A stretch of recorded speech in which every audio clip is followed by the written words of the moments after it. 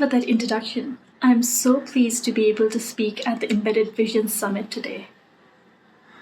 Today, I will talk about the history of deep neural networks in computer vision and the need for model compression.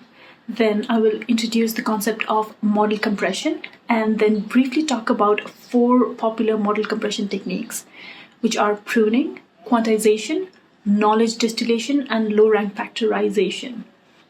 In recent years, machine learning and deep learning have shown remarkable improvements in computer vision. Let's take a look at the evolution of deep neural networks in the last decade.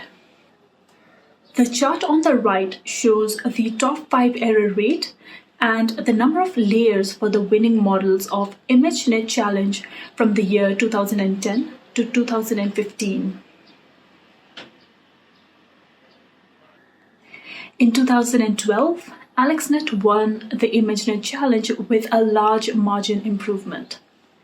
That was the turning point in computer vision history because it showed that deep neural networks can perform tasks that were considered very difficult for computers, and that too with an unprecedented level of accuracy. Each year, the accuracy of the winning model continued to increase, and so did its size.